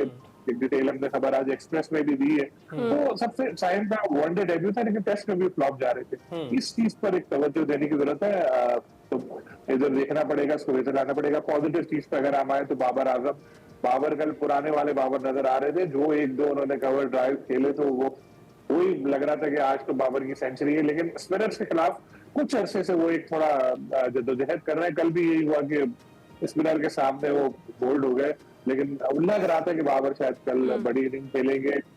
तो देखे जाए अगर तो टीम में एक चीज तो नजर आ रही है कि दम है। अच्छा। और ऑस्ट्रेलिया को हम हरा भी सकते हैं आगे, लेकिन बैटिंग को परफॉर्म करना पड़ेगा। बॉलर्स ने तो कल मनवा लिया अपने आप को कि ऐसी पिच होगी तो जी हम लोग उसमें तो डेड पिच पे तो जाहिर है कर नहीं पा रहे थे, तो हम लोग इनके ऊपर उंगलियां भी उठा रहे थे कि क्या हो गया इनको। लेकिन कल जब मतलब की पिच मिली तो आपने देखा होगा शाहीन भी एक नजर आ रहे थे, हारिस भी नजर आ रहे थे, लग रहा था कि हाँ यार इन लोगों में दम है। तो बात यही है कि पूरी मिलकर अगर अटैक करेंगे तो फिर जीतने का भी चांस बन सकता है। सही है। जिस तरीके से अभी हम बात कर रहे थे ओपनिंग जोड़ी की, अभी आपने बात की, तो आपको नहीं लगता कि अब वक्त आ गया है कुछ तब्दीलियां इधर भी कर ली जाएं, और आपके ख्याल में किसको मौका दिया जा सकता है साइम अयूब की जगह? देखिए आइडियली तो ये होना चाहिए कि पाकिस्तान से फखर को बुला लिया जाए। कुछ लोग इमामुल हक की भी बात कर रहे हैं, लेकिन जिस तरह की ऑस्ट्रेलिया के पिचेस हैं और आगे T20 भी आना है, तो फखर को खिलाए और उसको बोले यार तुम जाओ और अपना गेम खेलो तो बड़ा जबरदस्त पाकिस्तान के लिए हो सकता है। Combination हो क्योंकि देखिए नए लड़के जो है ना, नए लड़कों के साथ मसला होगा। पाकिस्तान में पिचेज और है, वहां पर पिचेज और है। आपने देखा होगा कामरान जिस तरह का लाउड वे शॉर्ट पिच बॉल थी, उन्होंने कहा अपना मुंह बचाऊं या विकेट बचाऊं, तो उन्होंने मुंह बचाने को तरजीह दी और वो कॉट बिहाइंड हो गए। और आपने देखा होगा टेलीविजन पर उस वक्त कमेंटेटर ने क्या बोला था, उसने कहा उर्दू में मैं बताता हूँ कि बच्चे ये मुल्तान नहीं है, ये मुल्तान एमसीजी है, ये एमसीजी है। ये एमसीजी है। और वाकई यही बात है, क्योंकि बेचारे यहाँ पर जब खेलने जाते हैं तो घोटले या उसके ऊपर थोड़ा सा और ऊपर हाइट पे बॉल आ रही है तो उधर एकदम इधर से बराबर से गेंद निकल रही है, ऐसे जा रही है। तो इसके लिए जरूरी है कि जो डोमेस्टिक प्लेयर्स हैं हमारे, जो बेहतर परफॉर्मर है, उनको ए टीम के साथ भेजा जाए। ऑस्ट्रेलिया, साउथ अफ्रीका या इस तरह के ममालिक है, वहां जाकर जब ये खेलेंगे तो उनको आइडिया हो जाएगा। जैसे इंडिया की टीम जो ऑस्ट्रेलिया जाने वाली है, उनकी ए टीम पहले ही खेल रही है वहां पर ना, तो ये बच्चे कल को जब बड़े होंगे, जब सीनियर टीम के लेवल के होंगे, तो फिर इनको आइडिया होगा यार इनकी पिच पे कैसे खेलना है, तो हम किस तरह परफॉर्म करें। एकदम से हम किसी नए प्लेयर को टीम में डाल दें, उसको बोले जाओ जाके खेलो, तो वो हो नहीं सकता। तो लेकिन साइंस के ऊपर साइम के ऊपर तो बड़े सवालात खड़े हो रहे हैं, और साइम को खिलाने पर भी ये इस बार स्क्वाड में शामिल करने पर भी डाउट था, और अब देखा कि हमने उनको मौका भी दिया गया। पहले मैच में तो वो कुछ नहीं कर पाए, लेकिन शायद एक आधे मैच से कुछ अंदाज़ा नहीं होता है। और हम दूसरी जानिब भी देखते हैं, हारिस भी हैं, कुछ कंट्रोवर्सीज के बाद जो बैट्समैन वापस आते हैं तो शायद बेहतर परफॉर्म करते हैं। थोड़ा अर्सा तो उनको शायद देना चाहिए, या आपको लगता है कि पुरानी जोड़ी का इस्तेमाल ज़्यादा बेहतर हो सकता है, जो हमारे पास रिजवान और बाबर की सूरत था? देखिए T20 में तो वो लोग करते, इधर ये हमारे पास फखर गए तो उसके बाद ये साइम आए। साइम के बारे में कहा जाता है बहुत अच्छा प्लेयर है, तो मैं भी कल यही मैंने ट्वीट दी कि प्लेयर बुरा नहीं है मगर अच्छा नहीं खेलता। बहुत अरसा हो गया है, कोई अच्छी परफॉर्मेंस नजर नहीं आती। पेपर पे या आप लोग बातचीत कर रहे होते थे कि यार कितना अच्छा प्लेयर है, वहाँ 2 लोग छक्का लगा दिया, वहाँ ये कर दिया, लेकिन जब खेलने आते तो 10 में से 1-2 मैच में फिर उनकी परफॉर्मेंस होती है। देखिए शाहिद आफरीदी हुए माजी में, या कुछ और ऐसे प्लेयर भी थे जिनके बारे में यही था कि नहीं खेलेंगे, जल्दी आउट हो जाएंगे, लेकिन वो 4 मैचों में नाकाम होते थे, 5वां मैच अकेले जितवा देते थे, तो वो बैलेंस हो जाता था। लेकिन साइम को बहुत मौके मिल रहे हैं, उनको टेस्ट भी मुसलसल खिलाए जा रहे हैं। एक आध अच्छी इनिंग खेलते हैं, फिर वो बिल्कुल फ्लॉप हो जाते हैं। तो एक सवाल तो उठता है, कौन उनके ऊपर मेहरबान है और क्यों इतना मेहरबान है? ठीक है जी, बहुत शुक्रिया सलीम खालिक साहब, आप हमारे साथ मौजूद थे। हम जरा गुफ्तगू का टीम हमारी जी मेलबर्न से एडिलेड पहुंच गई है। देखते हैं जी, जिस तरह मोहम्मद रिजवान ने कहा है कि कमबैक करेगी टीम, करती है या नहीं करती है। हम जाते हैं ब्रेक पर, कुछ देर में वापस आते हैं। Welcome back. आपको एक अहम खबर दें, मैं बहुत एक्साइटेड हूँ उस खबर के बारे में। वो ये है कि अब न्यूयॉर्क, शिकागो, बॉस्टन, सिडनी एक 7वें मैराथन मेजर के तौर पर सामने आ रहा है, और ये 2025 में वो सामने आएगा एक 7वें मैराथन मेजर के तौर पर। इसके अलावा 6 मैराथन पहले से ही हैं, 3 अमेरिका में हैं जिनको मैंने आपको पहले बताया, न्यूयॉर्क, बॉस्टन और शिकागो। इसके अलावा हम देखते हैं कि बर्लिन, टोक्यो और लंदन 3 और मैराथन्स हैं जो मेजर्स हैं। हम देखते हैं कि एक्साइटेड होते हैं कि मैराथन भागेंगे, और ये सातों की सातों वो पूरी करेंगे 2025 के बाद, और मैं उनमें से। लेकिन अभी न्यूयॉर्क की मारूफ मैराथन हुई है, रेस का इनकाद हुआ, पाकिस्तानियों की बड़ी तादाद ने उसमें शिरकत की, नुमाया पोजीशन हासिल की, और नुमाया शुरा में सैयद अली हमजा थे जिन्होंने 2 घंटे 3 कैटेगरी में खौला अहमद ने मुश्किल रास्ता 3 घंटे 43 मिनट में मुकम्मल किया है। जी हाँ, पाकिस्तानी शुरा में लाहौर, कराची, इस्लामाबाद और बैरून मुल्क से ताल्लुक़ भी थे। दौड़ने वालों में एक्सप्रेस के एंकर पर्सन रहमान अजहर भी थे। अब से कुछ ही देर पहले वो हमारे साथ बात कर रहे थे, और जनाब उन्होंने अपनी 4 स्टार वर्ल्ड मेजर मैराथन मुकम्मल की। इस तरह की आलमी तकरीबात में पाकिस्तानियों की बढ़ती जो शिरकत है, उनके अज़्म, हिम्मत और हौसले की आगाज़। बिल्कुल, और हम रहमान को एक बार फिर से मुबारकबाद पेश करते हैं। चौथी अपनी मैराथन मुकम्मल की है, 3 मोर टू गो रहमान, और हम तवक्को करते हैं कि आप जल्द ही इसको भी मुकम्मल कर लेंगे। मेरी तो अभी पहली भी शुरू नहीं हुई। एक मैराथन भागना, आप सोचे 42 किलोमीटर तक भागते चले जाएं, कैसे मुमकिन हो सकता है? आप 10 किलोमीटर भागें तो घुटनों में दर्द शुरू हो जाती है। आप भी कर लेंगे, खास तौर पर हौसले बुलंद हो तो आप कर सकते हैं जी, आप भी कर लेंगे। आप भी उम्मीद रखें अपने आप से अच्छे। किसी के साथ हम छोटी सी ब्रेक पर जा रहे हैं, वापस आके आपकी एक्सप्रेसो हीरो से मुलाकात करवाएंगे।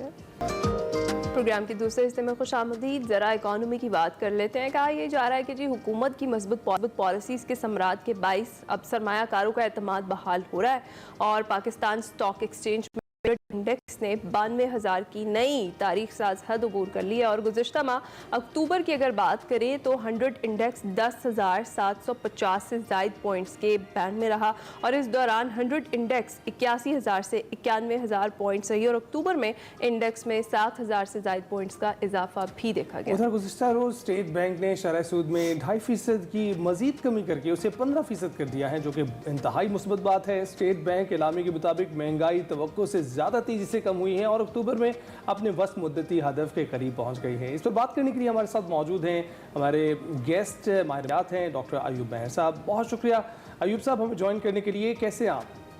अल्हम्दुलिल्लाह, अल्लाह का शुक्र है। अच्छा ये बताइएगा सर, स्टॉक मार्केट में रिकॉर्ड पर रिकॉर्ड कायम हो रहा है, ये वक्ती रुझान है या फिर आगे भी चलेगा? नहीं, देखिए स्टॉक मार्केट जो है बेसिकली वो जिन फंडामेंटल को देखती है उसमें नियर फ्यूचर में क्या होने वाला है, नियर फ्यूचर की वजह की एक्सपेक्टेशन की वजह से उसमें चेंज आती है।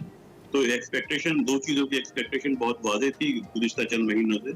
एक तो रेट ऑफ इंटरेस्ट में शरह सूद में कमी की जाएगी, कितनी की जाएगी इस पर मुख्तलिफ वो कयास आराइयाँ हो रही थी, लोगों की एक्सपेक्टेशन कितनी पर डिफरेंट थी, लेकिन इस पर सब एग्री थे कि इंटरेस्ट रेट अब डिक्लाइन करेगा, तो वो रिफ्लेक्ट होता है स्टॉक मार्केट में। एक तो वो चीज़ रिफ्लेक्ट हो रही थी। दूसरा, अभी भी एक चीज़ की एक्सपेक्टेशन है कि मुल्क में एफडीआई आना शुरू होगी। एफडीआई में एक थोड़ा सा स्लाइटली चेंज आया है, इम्प्रूवमेंट आई है, वो सफिशिएंट इम्प्रूवमेंट इसको नहीं कह सकते, लेकिन एक चेंज आई है बहरहाल कि वो जो डिक्लाइनिंग ट्रेंड था वो चेंज हुआ है और एफडीआई आना शुरू हुई है। और फ्यूचर में जिस तरह के एग्रीमेंट हो रहे हैं SIFC के अंडर और दूसरे शोबों में जो कतर से, UAE से और दूसरे मुल्कों से जो एग्रीमेंट्स हो रहे हैं, उससे एक्सपेक्ट किया जा रहा है कि शायद नियर फ्यूचर में FDI का इनफ्लो होगा पाकिस्तान में। वो चीज़ स्टॉक मार्केट में रिफ्लेक्ट कर रही है। अगरचे कोई ऐसी चीज़ नहीं है कि रियल टर्म में कॉर्पोरेट प्रॉफिट में कोई जंप नजर आ रहा हो।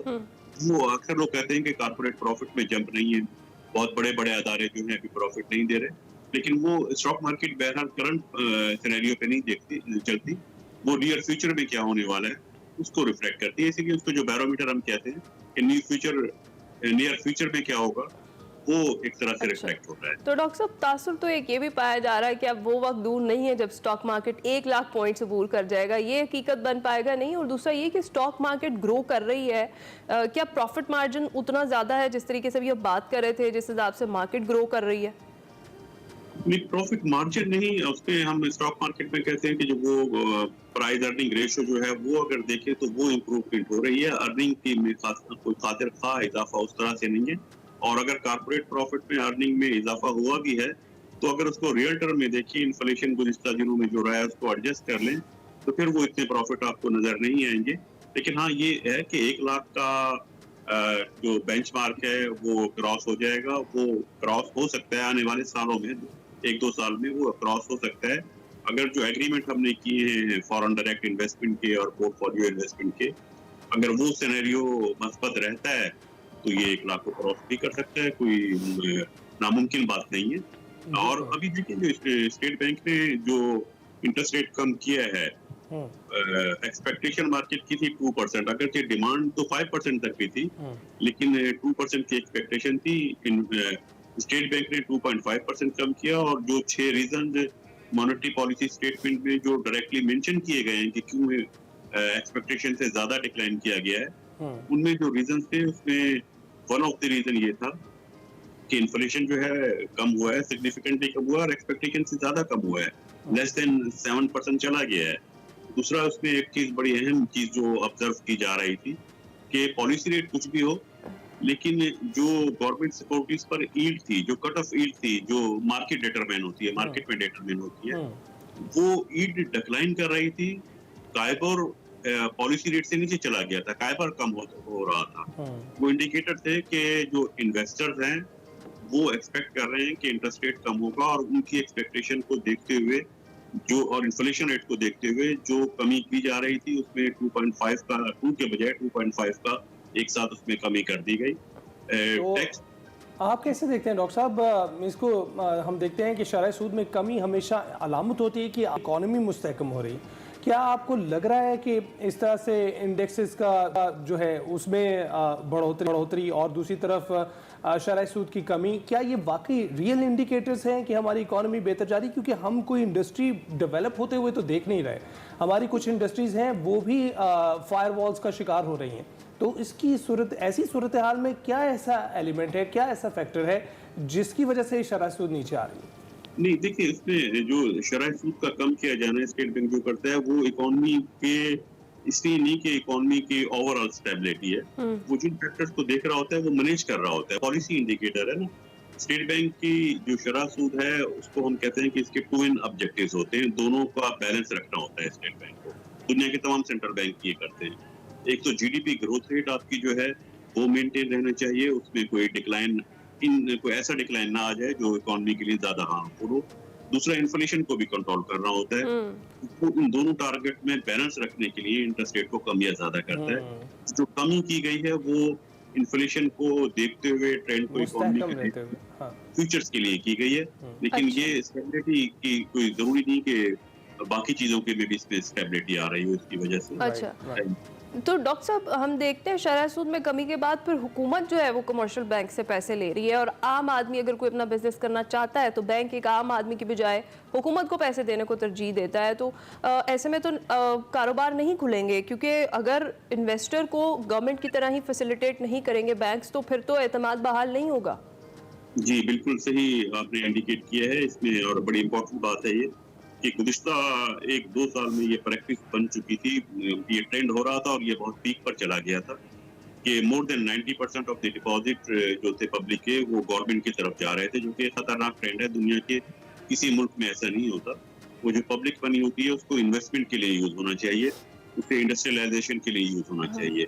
लेकिन अब डिक्लाइन के बाद 2 इसके कॉन्सिक्वेंसेज बिल्कुल सामने आ रहे हैं वादे तौर पर। एक कॉन्सिक्वेंस ये है कि इससे जो गवर्नमेंट इंटरेस्ट पे करती है, क्योंकि गवर्नमेंट सबसे बड़ी बारवर है कमर्शियल बैंक्स की, तो गवर्नमेंट की इंटरेस्ट कॉस्ट यकीननी तौर पे कम हो जाएगी। उससे हमारा फिस्कल डेफिसिट को कम करने में मदद मिलेगी।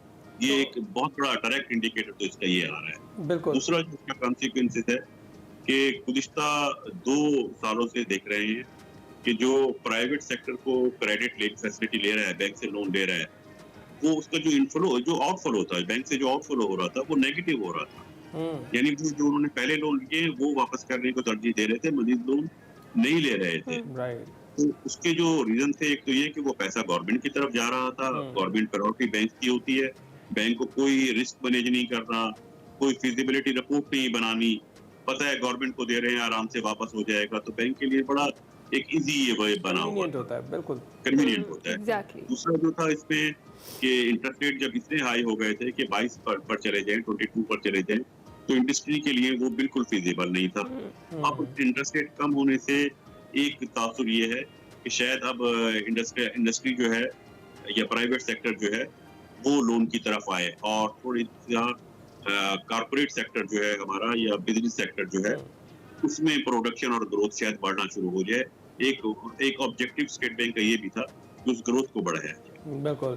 तो डॉक्टर साहब हम ये देख रहे हैं कि हुकूमत ने, जहाँ पर हुकूमत से आप ये कहते हैं कि बैंक तरजीह देते हैं हुकूमती जो ये सेटलमेंट्स हैं उसकी तरफ, तो हम ये देखते हैं कि हुकूमत तो लोगों से ये पैसे निकालती है, उनकी जेबों में उन्होंने हाथ डाला होता है, और जितना वो कर्जा उठाते हैं उतनी जेब में हाथ तवील होता चला जाता है। तो हम देख रहे हैं हमारी जेबों में हाथ पड़े हैं। आप इन्फ्लेशन रेट ही देखें तो ये, अगर हम ही पैसे नहीं कमा सकेंगे, इंडस्ट्रीज़ मौजूद नहीं होंगी, नौकरियां मौजूद नहीं होंगी, हम कहाँ से कमाएंगे, फिर हुकूमत के पास कैसे होंगे, और फिर वो बैंकों को कैसे दे सकेंगे, ये भी देखना पड़ेगा। और इसके साथ साथ आप ये भी देखें, IMF का जो प्रोग्राम था, निजकारी एक अहम फैक्टर था उसमें, और जिसके बाद हमें कई इदारों में निजकारी करनी होगी, और PIA उनमें से एक था। निजकारी का अमल आपने देखा है कि अगर एक इदारे का ये हाल है तो बाकी का क्या बनेगा। अगर हुकूमत प्राइवेटाइज नहीं करती तो PIA की तरह मजीद कई सफ़ेद हाथी हमारे पास मौजूद हैं जो मजीद मुल्क की मईशत पर बोझ डालेंगे। ऐसी सूरत हाल में कैसे हम कोप कर पाएंगे इन सब चीज़ों से? जी, ये एक ऐसा इंडिकेटर बन गया, और इसमें मैं देख रहा हूँ कि प्राइवेटाइजेशन करने का IMF ने तो खैर अभी लास्ट में लोन में ये बात आई है, लेकिन इससे पहले जो हुकूमतें आती रही, हुकूमतों की भी ये तरजीह रही है हुकूमतें कम से कम अपने मैनिफेस्टो में ये अनाउंस जरूर करती रही हैं कि हम प्राइवेटाइजेशन की पॉलिसी अडॉप्ट करेंगे, लेकिन प्राइवेटाइजेशन को सक्सेसफुली अडॉप्ट नहीं किया गया। अब IMF की कंडीशन थी तो इस वजह से जरा तेजी दिखाई गई है, जल्दबाजी की गई है, लेकिन अनफॉर्चुनेटली इसमें जो ड्रास्टिक इंडिकेटर नजर आ रहा है वो आप देखें कि बयानात इस तरह से आ रहे हैं, किसी एक पार्टी की बात नहीं कर रहा, मैं ओवरऑल बात कर रहा हूँ, वो चाहे किसी कोई भी सूबाई हुकूमत हो, सूबों की जानिब से बयानात ऐसे वो हुकूमत की तरफ हो जाना, वो कहते हैं कि हम अगर फेडरल से प्रोविंशियल गवर्नमेंट में चले जाएंगे, अगर प्रोविंशियल गवर्नमेंट भी PIA या किसी अदारे को लेती है तो वो गवर्नमेंट पे रहा, वो प्राइवेटाइजेशन नहीं कहलाएगी। कैसे प्राइवेटाइजेशन? और डॉक्टर साहब वैसे भी टैक्स अहदाफ इनसे पूरे नहीं हो रहे हैं। अगर KPK भी कह रहा है तो सरप्लस है जी और ऑलरेडी इतने कर्जे हैं, तो किस तरीके से मुमकिन हो पाएगा? ये चल क्या रहा है? वैसे सिंध जो है वो कह रहा है जी ताजर खरीद रहे हैं, पंजाब कह रहे हैं जी नई एयरलाइन शुरू हो रही है, तो ये सारी सिचुएशन है क्या? इसमें देखिए बयान से तो ये लग रहा है कि प्राइवेटाइजेशन के बजाय गवर्नमेंट एक गवर्नमेंट के बजाय दूसरी गवर्नमेंट ले लेगी, इस तरह की बातें हो रही हैं। प्राइवेटाइजेशन नहीं है, और प्राइवेटाइजेशन में जिस तरह की डिटेल बताई गई PIA में कि जिस तरह से उसके एसेट्स को पहले बाइफरकेट किया गया, कौन से एसेट प्राइवेटाइज हुए उनको डिसाइड किया गया, और जो मिनिमम एक प्राइस होती है जो डिसाइड की जाती है कि ये बेंचमार्क है, वो आमतौर पे पहले बताई जाती है कि इससे ऊपर गिर जाए, लेकिन यहाँ बिड उसके बाद आई थी। ये देखिए जब बिड आ चुकी थी तो उसके बाद मिनिमम प्राइस बताई गई थी। तो ये एक मैकेनिज्म मेरे ख्याल में हुकूमत को मैकेनिज्म भी रिवाइज करना होगा, और टैक्स कलेक्शन जो आपके टारगेट अचीव नहीं हुए, अगरचे गुज़श्ता साल से कंपेयर करें तो टैक्स कलेक्शन बढ़ी है लेकिन टारगेट से कम रही है। तो टारगेट से कम रहने का मतलब है कि जो बजट के आपके डेफिसिट का फिगर था या एक्सपेंडिचर से वो रिवाइज करनी पड़ेगी। बिल्कुल रिवाइज करने पड़ेंगे। ये बताइएगा कि आप अगर अहदाफ पूरे नहीं होते, आप देख रहे हैं कि कोई मिनी बजट भी आ सकता है इस सूरत में? डेफिनेटली जी, अगर अहदाफ पूरे नहीं हो रहे, रेवेन्यू नहीं हो रहे, तो जो आपके एक्सपेंडिचर थे या तो आपको उनमें कमी करनी पड़ेगी या किसी और सोर्स से आपको इनकम जनरेट करनी पड़ेगी। किसी और सोर्स से इनकम जनरेट करनी पड़ती है या एक्सपेंडिचर कम करने पड़ते हैं, तो यही तो मिनी बजट होता है। यही होता है मिनी बजट कि आप अपने जो फिगर्स हैं उनको रिवाइज कर रहे हैं बजट के, तो वो मिनी बजट तो यकीनी हो जाएगा अगर ऐसा हुआ कि आप ना कलेक्शन कर पाए।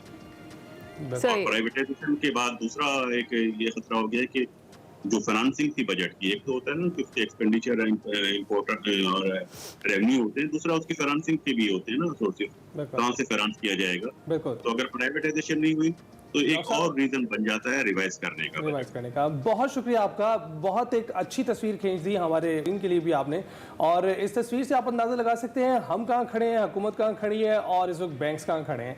इसके साथ साथ आपको बताऊं कि चाइना और दुबई में अगर आप देखें तो उन्होंने अपनी मईशत किस तरह से मुस्तहकम की, कारोबारी हालात को साजगार बनाने के साथ। तो कारोबारी हालात पर तवज्जो दे हुकूमत, बैंकों के मामलात आपस में तय करने की बजाय आवाम को इसमें शराकतदार ठहराएं, उनको साथ लेकर चले।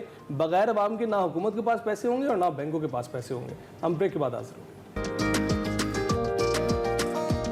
Welcome back. बचपन में हम बहुत सी फाइट्स देखा करते थे, रिंग्स में होती थी, अमेरिका से नशरियात उसकी चला करती थी और हम सोचते थे कि क्या बात है, ये असल फाइटिंग हो रही है और ये ठीक जो है लड़ाई लड़ रहे हैं। लेकिन नहीं, MMA फाइटिंग ऐसी फाइटिंग है जो वाकई में आपके रोंगटे खड़े करते हैं। आपको बताएं, मिक्स्ड मार्शल आर्ट्स के उभरते हुए स्टार हैं नसीबुल्लाह खान। आपकी मुलाकात उनसे आज करवाएंगे, कोयटा से उनका ताल्लुक है।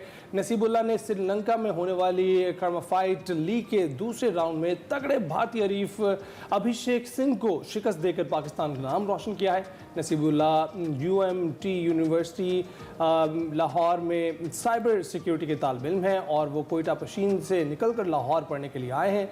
लेकिन दूसरी जानिब हम उनका ये स्किल भी देख रहे हैं, मिक्स मार्शल आर्ट्स का स्किल है, उनके मैदानों में फतूहात समेट रहे हैं और अपना लोहा मुल्क को कौम का नाम वहाँ रोशन कर रहे हैं। जी हाँ, नसीबुल्लाह इससे कबल किर्गिस्तान, ईरान, अफगानिस्तान, तुर्की और भारत में भी MMA फाइट्स जीत कर तारीख रकम कर चुके हैं। जी ज़्यादा डिले नहीं करते, रिवायती हरीफ भारत के फाइटर को धूल चटाने वाले जो हमारे कौमी हीरो है ना, नसीबुल्लाह खान एक्सप्रेसो हीरो भी हैं, आज हमारे साथ मौजूद है, उनसे बात कर लेते हैं। अस्सलाम वालेकुम नसीबुल्लाह खान, कैसे हैं आप? वालेकुम अस्सलाम, मैं ठीक।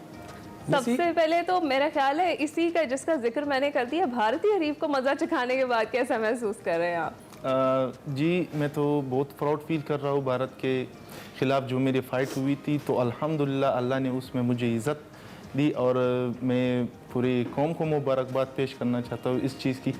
पहले मैं अल्लाह का बहुत शुक्रगुज़ार हूँ कि मुझे ये मौका मिला था कि मैं एक इंडियन हारिफ को हरा सकता हूँ। और फिर जब बात आती है इंडिया पाकिस्तान की, वो चाहे जो भी स्पोर्ट्स में हो, उसमें फिर अलग ही मज़ा होता है। Exactly. तो मुझे खुद जब मेरी पहली फ़ाइट फिक्स हुई थी, वो तो नीदरलैंड के फाइटर से फिक्स हुआ था। वो कुछ इशू की वजह से वो नहीं आए थे टूर्नामेंट में शिरकत करने के लिए। तो इस वजह से फिर मुझे जो मौका मिला था वो मुझे इंडियन फाइटर के साथ हुआ था। तो मैं आपको बता दूं कि उस टाइम तो मुझे खुशी हुई थी इस बात की कि मुझे नीदरलैंड के फाइटर से इंडियन फाइटर के साथ लड़ना पसंद था। तो अल्हम्दुलिल्लाह उसमें मुझे अल्लाह ने इज़्ज़त कामयाबी समेटी आपने। हमें बड़ा फ़ख्र है भाई आप बहुत पे। फख्र है आप पे। नसीब, आप ये बताइएगा कि मैं तो देख नहीं पाता MMA फाइटिंग, आप लड़ कैसे लेते हैं और कब से शौक पैदा हुआ इसका? ये तो बेसिकली जो मेरी स्टार्ट हुई थी गेम की वो MMA से हुई थी, जिसमें मैंने 3 मरतबा अफ़गानिस्तान में MMA फाइटिंग जीती है, ईरान में मैंने जीती है। ज़बरदस्त। इसके साथ साथ में किक बॉक्सिंग में भी हमारी जो गेम होती है ना, पाकिस्तान किक बॉक्सिंग फेडरेशन, जिसकी बेसिक गेम होती है किक बॉक्सिंग। तो जो अभी मैंने इंडिया की जो अपोनेंट को हराया है, इंडियन अपोनेंट को, वो मैंने किक बॉक्सिंग में हराया था। तो मुझे बचपन से शौक था इस गेम की, तो अल्हम्दुलिल्लाह आज अल्लाह ने हमारे मुझे नाज़रीन के लिए ज़रा डिफ्रेंशिएट कीजिए और मेरे लिए भी कीजिए कि किस तरह से MMA, किक बॉक्सिंग और मिक्स मार्शल आर्ट्स किस तरह से अलग अलग कैटेगराइज किए जाते हैं? MMA में आते सारे मिक्स मार्शल आर्ट। उसकी जो फुल फॉर्म होती है MMA की, तो इसकी फुल फॉर्म है ना मिक्स मार्शल आर्ट। तो मिक्स मार्शल आर्ट्स में ये होते हैं कि आपकी ग्रैपलिंग भी आती है, ग्राउंड गेम भी उसमें आते हैं, आपकी स्ट्राइकिंग भी आती है। और किक बॉक्सिंग में ये होता है कि सिर्फ आपकी स्ट्राइकिंग होती है, उसमें ग्रैपलिंग नहीं होती है, उसमें ग्राउंड गेम नहीं होता है, गिराना नहीं पड़ता है, उसमें आपने सिर्फ उसको मारना है, वो भी किक्स और पंच से। अच्छा, तो नसीब मुझे बताएं, पशीन से निकलकर लाहौर, फिर लाहौर से निकलकर पूरी दुनिया में आप जो है एक तो पाकिस्तान का नाम भी रोशन कर रहे हैं। सबसे पहले तो ये बताएं कि लाहौर का तजुर्बा कैसा रहा, लाहौर आके पढ़ने का तजुर्बा कैसा रहा, लाहौर लगा कैसा आपको? लाहौर तो मुझे बहुत अच्छा लगा था।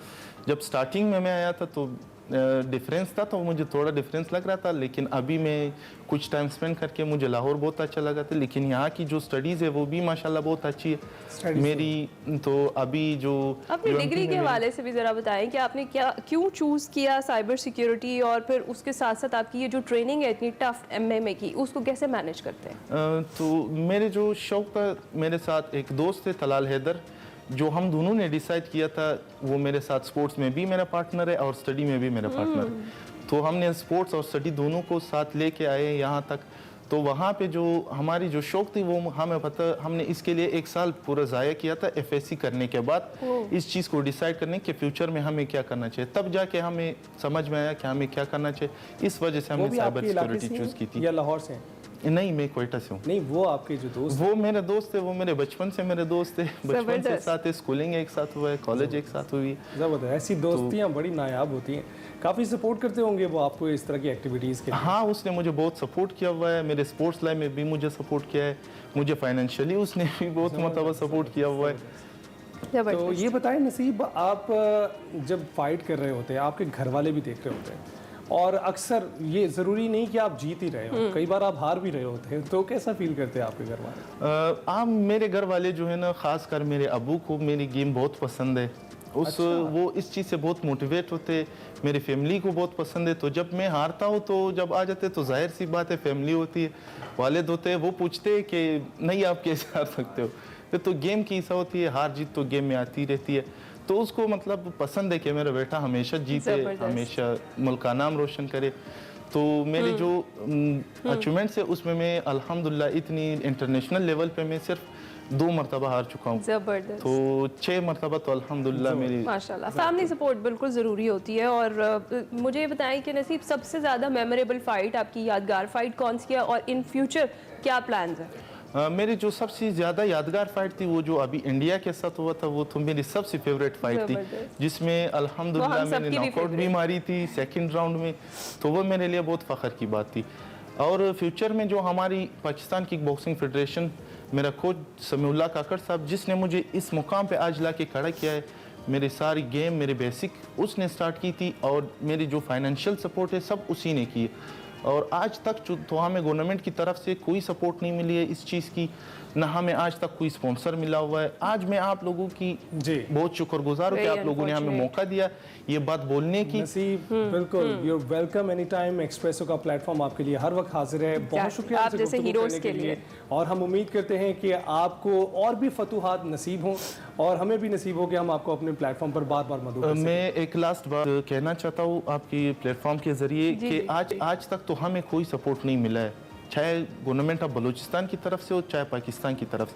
आज तक जो हमने जितनी भी फाइटें लड़ी है वो मेरे कोच समीउल्लाह काकड़ साहब जो पाकिस्तान किक बॉक्सिंग फेडरेशन का सदर भी है, उसने मेरे सारे एक्सपेंसेस जो आए थे उसने किए थे। तो आज तक मैंने सोशल मीडिया पे इस तरह पोस्ट भी नहीं डाली है कि मुझे स्पॉन्सर की ज़रूरत है, क्योंकि मेरे कोच को ये चीज़ पसंद नहीं थी, वो मुझे एक प्रोफेशनल प्लेयर बनाना चाहते हैं। तो फ्यूचर में हमारी जो अभी जो एक चल रही है हमारी बात कि वन चैंपियनशिप के साथ चल रही है, वन चैंपियनशिप के बारे में आप लोगों को भी पता होगा। तो मैं खासकर एक रिक्वेस्ट है मेरी, हमारे साथ और भी इस तरह के बहुत सारे टैलेंट हैं, जैसे तलाल हैदर जो KOK में तुर्की में मेरा साथ दिया हुआ था, वहाँ पे गोल्ड मेडल लाया उसने, नकीबुल्लाह है, इस तरह बहुत सारे टैलेंट है। तो मैं आपके चैनल प्लेटफॉर्म के थ्रू ये बात करना चाहता हूँ कि काइंडली आप एक उसको सपोर्ट करे, हमें गवर्नमेंट की तरफ से ये कि हमें सपोर्ट करें, बड़ा जरूरी है ये टाइम तक एक अपनी आप दुरुस्त कह रहे हैं और ये बड़ा जरूरी है। आप इसके लिए रिक्वेस्ट बिल्कुल ना करें, आपका हक है। काश गवर्नमेंट भी इस चीज़ को सोचे कि भाई ये हमारे सासा हैं, हमारे हीरो हैं, कहाँ कहाँ जाके हमारे मुल्क का परचम बुलंद कर। इनको आपकी सपोर्ट की बहुत ज़्यादा ज़रूरत होती है। इसके साथ साथ प्राइवेट जो स्पॉन्सर्स हैं उनको भी इस चीज़ का ख्याल करना चाहिए। बहुत शुक्रिया नसीबुल्लाह खान, हमारे हीरो हमारे साथ मौजूद थे। अभी हम जाएंगे छोटी सी ब्रेक। Welcome back. सेगमेंट निकले तेरी तलाश में आज वक़ार अहमद मलिक और मुस्तनसर हुसैन तारड़ साहब बात कर रहे हैं बरसगीर के नामवर मौसीकार ख़याम साहब पर। देखते हैं।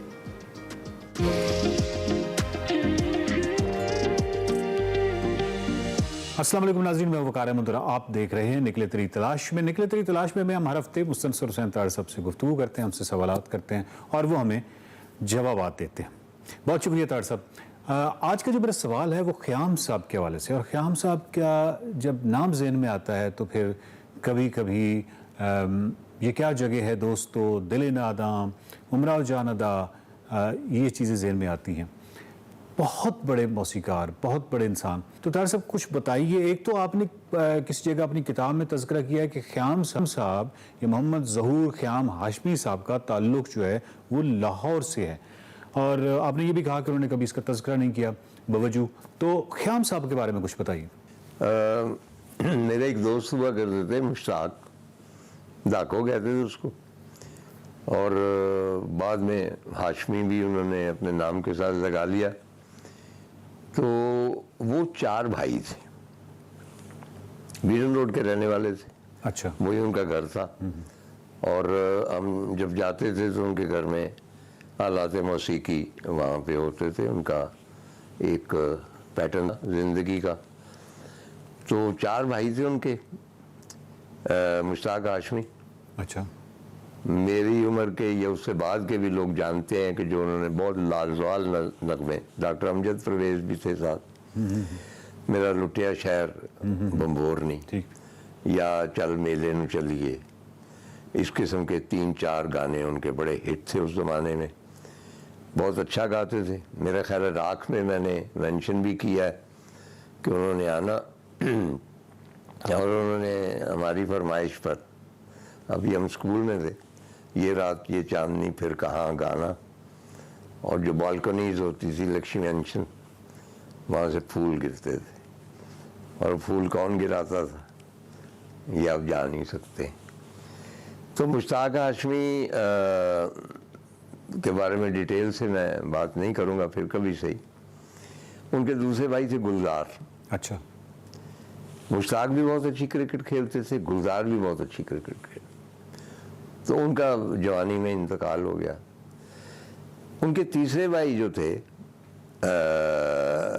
अभी मेरे एकदम ज़हन से नाम निकल गया, रेडियो में काम करते थे और वो नात बड़ी अच्छी पढ़ते थे, और गुलजार भी बड़ा अच्छा गाते थे। शकूर बेदिल जो भाई गाते थे, शकूर बेदिल थे, रेडियो पे गाएगा। अच्छा। और चौथे भाई का नाम सुन के आपको शायद हैरत हो, वो थे खयाम। जी हाँ, बॉम्बे फिल्म इंडस्ट्री के मतलब सबसे बड़े नामों में एक तो नहीं कहा जा सकता, एट टाइम्स वो सबसे बड़े थे। तो उनका ताल्लुक लाहौर से था। इसी जाहिर है मुश्ताक दाको के भाई थे, बड़े भाई थे, और वो शायद प्री पार्टीशन ही चले गए थे बॉम्बे, क्योंकि उन दिनों रिवाज था कि जिनके पास कोई टैलेंट होती थी या कोई शौक़ होता था, पैशन होता था फिल्म का, वो वहाँ का रुख करते थे। जैसे चाचा सलीम तारड़ के बड़े भाई सलीम तारड़ प्रिंस, वो भी बॉम्बे गए थे क्योंकि वो बहुत खुश शक्ल थे। तो उन दिनों ये एक आम बात थी कि जावेद शाहीन बॉम्बे गए एक्टर बनने के लिए, हालांकि थथला के बोलते थे। तो ये एक नॉर्मल रूटीन थी। तो खयाम भी वहाँ पे चले गए, और बाद में हमें मतलब है कि जिस तरह उनकी म्यूज़िक थी बहुत असर अंगेज़, लेकिन मुझे अफसोस इस बात का है कि वो उन्होंने लाहौर का वाज़ेह हवाला कभी नहीं दिया। यानी उनकी पैदाइश थी जब बीडन रोड की, उन भाइयों के साथ ही पैदा हुए ना, कहीं और तो नहीं पैदा हुए। लेकिन उसकी कुछ वजूहत होंगी। वो खातून जो थी नॉन मुस्लिम थी, उसके साथ शादी की उन्होंने। यूजुअली ये सारे खान जो है आपके सुपरस्टार सबके नॉन मुस्लिम है वहाँ कोई, क्योंकि जिस तरह गुर्बत में मतलब हायल नहीं होता, फाके एक तरह ही काटे जाते हैं, इस तरह अमारत में भी मज़हब नहीं रहता। वहाँ पे अमारत ही एक मयार बन जाती। चुनांचे उन्होंने कहा, अपना ये इकरार किया कि जो कुछ मैंने सीखा बाबा चिश्ती से की। अच्छा, ये ठीक। अच्छा, बाबा चिश्ती जी ए चिश्ती, गुलाम अहमद चिश्ती, ये पायनियर म्यूज़िक के, और खयाम उनके शागिर्द रहे। लेकिन जैसा कि मैंने अर्ज़ किया कि उन्होंने कभी भी लाहौर को एज सच ओन नहीं किया उस तरह। मसलन उसका हवाला ये हो सकता है कि अनिल कपूर पेशावर के थे, शायद उनके दादा चले गए थे, पता नहीं कितना, लेकिन वो आज भी कहते हैं कि हमारे आबाओ अजदाद पेशावर से आए थे। शाहरुख खान के चचा से अभी मुलाकात हुई, चचा के बेटों से, और उनका जो आबाई ख़ानदान था बांसों का, उनके चचा गामा बांसा वाला कहलाते थे, और उनके वालिद वो भी वहाँ चले गए थे कारोबार के सिलसिले में। पार्टीशन हुई तो वहीं रह गए। और शाहरुख खान भी इकरार करते हैं, और दिलीप कुमार और राजपूत तो मतलब जीते मरते ही पेशावर के साथ। तो उस हवाले से मुझे आज तक समझ नहीं आई कि जिसने ए दिल नादा तरतीब दिया हुआ, मतलब इट्स एन अमेजिंग धुन। लता मंगेशकर को पूछा गया कि रिसेंटली पिछले 20-25 साल तो उन्होंने ए दिल नादान का आप कभी सुने? वो बिल्कुल ही एक जादुई धुन है, जैसे उतरी हो कहीं से।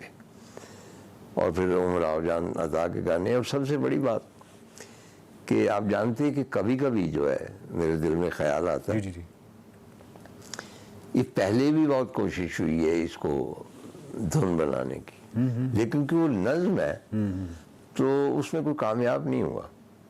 तो ये खयाम थे जिन्होंने इसको तरतीब दी, और आप देख लें कि वो सिग्नेचर ट्यून बन गई। और कभी कभी में आप जानते हैं कि अमिताभ भी थे और राखी भी थी, क्योंकि बात गुलजार साहब से चली तो बाद में राखी गुलजार साहब के हवाले से भी जानी गई, कुछ ऐसा उनका साथ रहा। खयाम से मेरी कभी बात नहीं हुई, और मेरी बड़ी ख्वाहिश थी, और मैंने दाको को कहा, तो दाको कहने लगा कि जब कहोगे मैं बात करा दूंगा। लेकिन उन ज़मानों में जैसा कि मैं अक्सर कहता हूँ कि हमारे आसपास लेजेंड्स होती हैं, और हमें उस वक्त एहसास नहीं होता कि ये लेजेंड्स, उस वक्त हम यही समझते हैं कि जिस तरह हम यहाँ मसर है, जिस तरह हम रह रहे हैं इसी तरह ये रह रहे हैं। उनके जाने के बाद एहसास होता है कि ये कैसे लोग थे।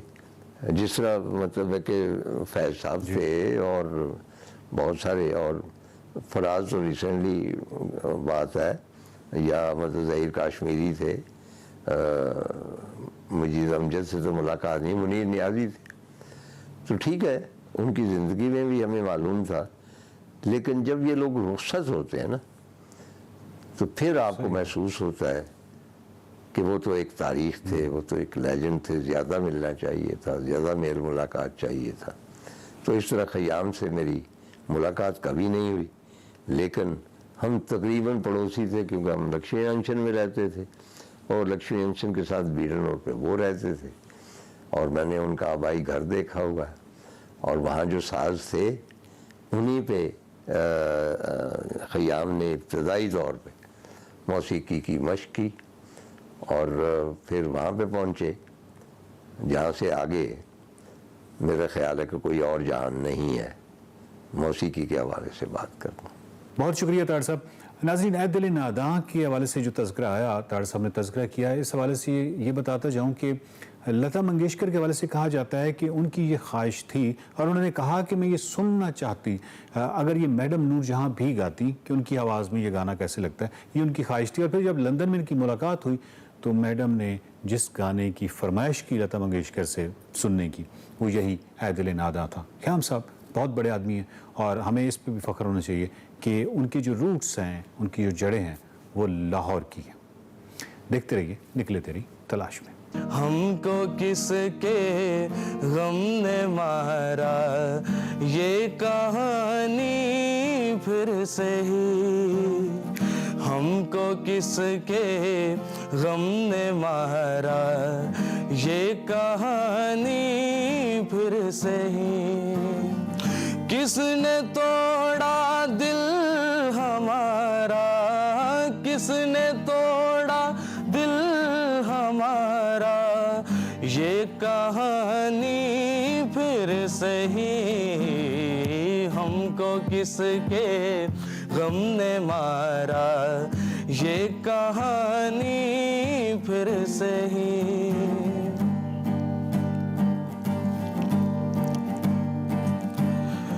दिल के लुटने का सबब पूछो ना सबके सामने, दिल के लुटने का सबब पूछो ना सबके सामने। नाम आएगा तुम्हारा, नाम आएगा तुम्हारा, ये कहानी फिर से ही। हमको किसके गम ने मारा, ये कहानी फिर से ही। हाँ, ये कहानी फिर से ही।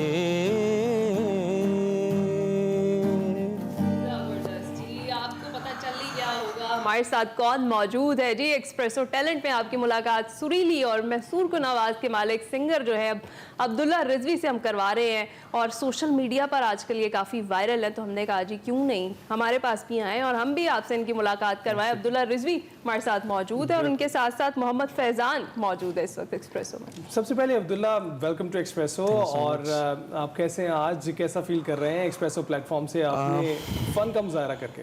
आई एम वेरी एक्साइटेड तो फर्स्ट टाइम मैं जो है वो एक चैनल पे आया हूँ और फर्स्ट टाइम लाइव आ रहा हूँ, तो इससे बढ़ के मेरे लिए कोई खुशी की बात नहीं जी। एक्सप्रेसो तो है, ऐसे टैलेंट को प्रमोट करते हैं हम लोग, शुक्रिया, और हमेशा करते रहेंगे आगे भी। लेकिन अभी आप मुझे बताएं, हम जो नाजरीन आपको देख रहे हैं इस वक्त, आपको सुन रहे हैं, जी। काफ़ी सुरीली आवाज़ है आपकी, लेकिन इसके साथ साथ ये बताएं कि आपने शुरू कहाँ से किया, इब्तिदा कहाँ से की, किस शहर से ताल्लुक़ है, और आप दोनों की दोस्ती आपस में कैसे हुई? मैं बेसिकली डिस्ट्रिक्ट बहावलनगर की तहसील चिश्तियाँ से बिलोंग करता हूँ, और शौक़ तो मुझे बचपन से था। मेरे दादाबू थे, दादाबू वो सुनने के थे, तो मेरे जो वालिद साहब हैं वो गाने का शौक़ रखते हैं, तो उनसे मुझे इंस्पायरेशन हुई।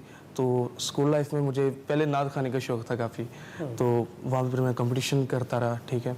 तो फिर वहाँ पे मेरे बायोलॉजी के टीचर थे मकसूद साहब, वो हमें बायोलॉजी के साथ साथ ना हमें म्यूज़िक के बारे में भी ना वो गाइड करते होते थे। हमारी कोई कंपटीशंस वगैरह हो तो हमें वो गाइड करते, हमारी प्रैक्टिस वगैरह करवाते होते थे। तो उसके बाद मेरे हाई स्कूल में मेरे दोस्त बने, तकरीबन 3rd क्लास से। आजकल वो भी काफ़ी फेमस सिंगर हैं, रमज़ान चांदनी।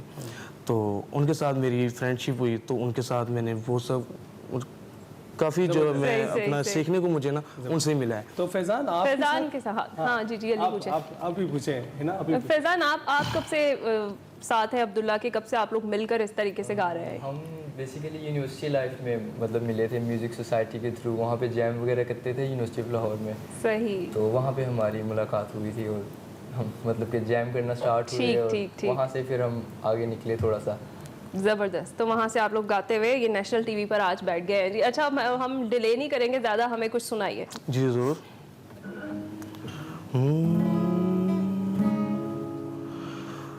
उनकी महफिल में नसीर, उनके तबस्सुम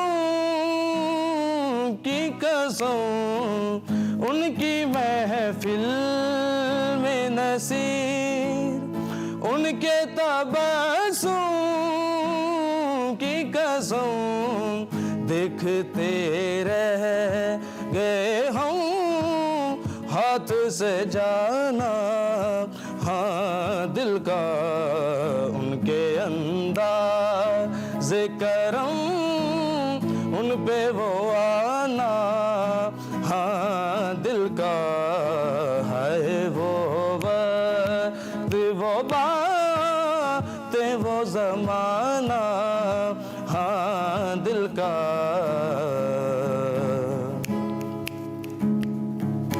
ना सुना उसने तवज्जो से फसाना दिल का, ना सुना उसने तवज्जो से फसाना दिल का। उम्र गुजरी है मगर दर्द ना जाना, हाँ दिल का उनके अंदाज़ करम, उन पे वो आना, हाँ दिल का। अब्दुल्ला फैजान बहुत खूब बहुत अच्छा आपने निभाया है और हम आपके जज्बे को सराहते हैं। हम उम्मीद ये करते हैं कि आप अपने टैलेंट को इसी तरह से मुख्तलिफ प्लेटफॉर्म पे लेकर जाते रहें और इंशाल्लाह आपको नेशनल इंटरनेशनल लेवल भी मिलेगा जहाँ पर आप भी परफॉर्म कर सकेंगे। हम आपको गुड लक कहते हैं आपके फ्यूचर के लिए और इसके साथ साथ है ना वक्त हो गया है। हाँ जी, हमारे जाने का वक्त हो गया है जी। आपसे मुलाकात होगी कल, अपना ख्याल रखिएगा, फीडबैक जरूर दीजिएगा। अल्लाह हाफिज।